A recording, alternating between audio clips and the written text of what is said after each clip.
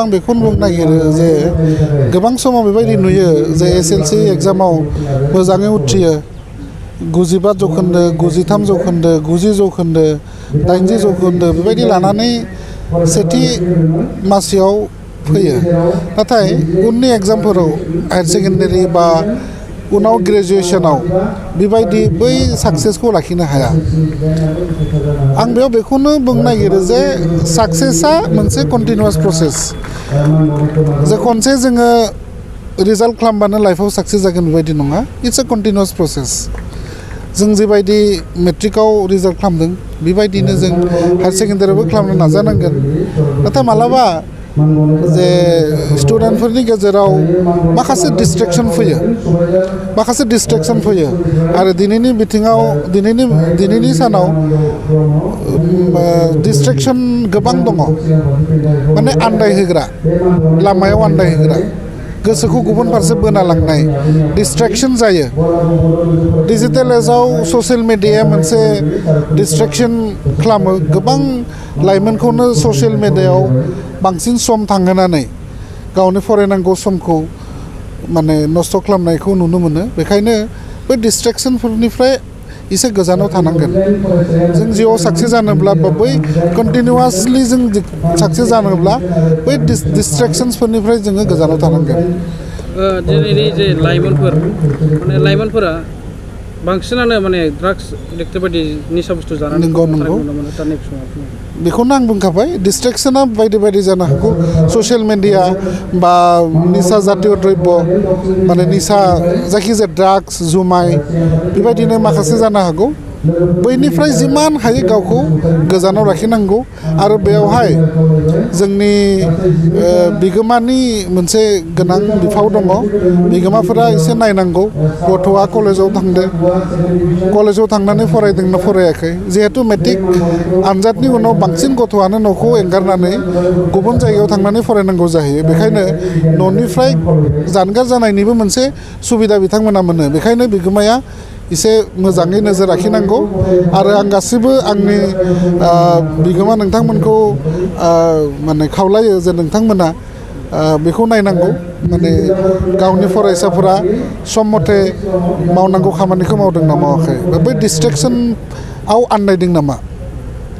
बेखौ आं बुंनाय जोंनि बर'नि जे फरायसाफोरा मेट्रिक आनजादाव माने गोबां बर' बिजों फरायसालिफ्रा 100 जौखोन्दो उथ्रिसारदोंब्लाबो जे आसामाव नांगौ बायदि आसामनिजों जुजिनो हानाय बेबायदि थासारियाव फैयाखै दा माबायदि मावबावनांगौ दं होननानै नोंथाङा फोरमायो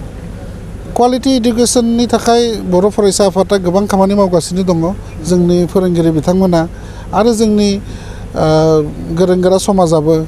जोंनि माहारियारि फसंथानफोर जोंनि बिगोमा बिथांमोनाबो जोंनि फरायसा बिथांमोनाबो नाजागासिनो दङ जे दिनैसिमहालागैनो बर' बिजोंनिफ्राय जोङो आसामनि जि टप 10 गोदो दंमोन देग्लायथ' टप 3 लाखिदों बेयाव जों फैनो हायाखै दुखुनि बाथ्रा जों गावखौ सेल्फ इभेलुएसन खालामनांगोन जों माव गोरोन्थि जोंहा दङ आरो जोंनि माहारियारि फसंथानफोर आरो फोरोंगिरि माहारि बिथांमोना नाजागासिनो दङ आरो आसा खालामो फैबाय थानाय दिनाव जों निस्सय बेबायदि मोनसे पजिसनाव मोननो हागोन होननानै आं आसा खालामो मानोना दिनै लास्ट 10 इयार्सनि जुदि जों डाटाखौ नायो मेट्रिकनि 10 इयार्सनि सिगां जोंना 600 फार्स्ट डिभिजन फैयोमोन नाथाय देग्लाय more than 3,800 सामथिं फैदों 10 बोसोराव जुदि बेबायदि मोनसे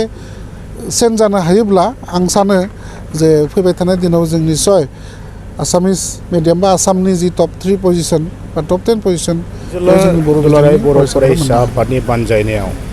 दिनैहाय बे बिजनि दख'रा एबसुनि सिङाव थानाय बर' लावगाव बड'सा गोजौ फरायसालिनि जि गेवलां फोथार बेवहाय सानसेनि हाबाफारि लानानै गोबां रोजा फरायसा आरो गारजेन आरो बर'नि माहारियारि आफादनि दैदेनगिरि आरो फोरोंगिरि सानसुमै बिथांमोनखौ लानानै दिनै चिरां जिल्लानि सिङाव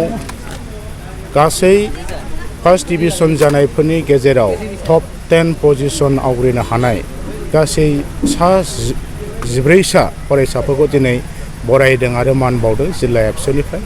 आरो बेजों लोगोसे बिजनि दख'रा एबसुआबो दख'रानि सिङाव थानाय गासै फार्स्ट डिभिजन फरायसाफोरखौ मान बावदों आरो बिनि अनगायैबो फार्स्ट डिभिजननि गेजेराव टप 10 पजिशन बिथांमोनाबो मोनसे स्टेटास होनानै टप 10 पजिशन हल्डार स्टुडेन्ट बिथांमोनखौ मान बावदों बरायदों बे हाबाफारिया जोबोद गाजा गोमजायै दिनै जानानै थांबाय गोबां फरायसाफ्रा बाहागो लादों गोबां गार्जेनफ्रा बाहागो लादों चिरां जिल्लाया जोबोद गोजोननाय मोन्दों बे खार'नाव जों बे बोसोराव बांसिन गोजोनदों मानोना चिरां जिल्ला हिसाबै गासै आसामनि गेजेराव दिनै जिल्लानि गेजेराव मोनसे पजिशन फार्स्ट पजिशन बे मासिखौ आवग्रिनो हादों आरो बे पजिशनाव थांनाय बोसोरावबो जों मोननो हादोंमोन एबार फिन खनसेबाव मोनफिननो हानायखाय जों जोबोद गोजोननाय मोन्दों आरो बेबायदि रिजाल्ट लाबोनो हानायनि थाखायनो दिनै चिरां जिल्ला एबसुआ जोङो गासै जिल्लानि सिङाव थानाय जोंनि फरायसालिनि फोरोंगिरि बिथांमोननिसिम जोङो रोजा रोजा साबायखर बावदों गासै गार्जेन बिथांमोना फरायसाफोरखौ जोथोन लानानै बेबायदि मोनसे रिजाल्ट लाबोनो हानायनि थाखाय बिथांमोननिसिमबो जों जोबोद साबायखर बावदों साफ्रोमबो फरायसाफ्रा गाव गावनि जि मोनसे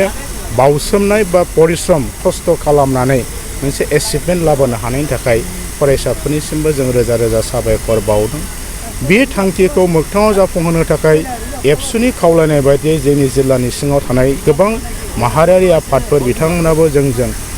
लोगोसे खामानि मावदों फोरोंगिरि बिथांमोनाबो जोंनि खावलायनाय बायदि खामानि मावदों बेनिखायनो बिथांमोननिसिमबो दिनैनि बे मुहुर्त समाव चिरां जिल्लाया आसामनि मादाव फार्स्ट पजिशनाव थानो हानायनि थाखाय जों साबायखर बावदों चिरां जिल्लानि आइएसनिफ्राय जागायनानै डिअ बिअ गासिबो अफिसार बिथांमोननिसिमबो जों साबायखर बावदों आरो जोबथानायाव आथिखालनि जे बिटिआर खुंथाय बिथांमोना बिटिआर गोरोबथा जानायनि उननिफ्राय दिनै जाय सरकारा सान्थियै बे बड'लेण्ड हालामखौ बिथांमोना सालायबाय थादों आरो बिथांमोननि मोनसे जि मोनसे मिशन आरो मोनसे थांखि लानानै खामानि मावलांनायनि थाखायनो दिनै सान्थिनि गेजेराव रायजो राजाफ्रा फरायसाफ्रा जि गावनि साननायखौ लानानै खामानि मावनायनि परिबेस मोननो हादों बेनिखायनो बिथांमोननिसिम जों दिनैहाय साबायखर बावदों आसा खालामदों चिरां जिल्लाया फैबाय थानाय समाव दिनै जाफुंसारनाय गथ'फोरनिफ्राय जों गोबां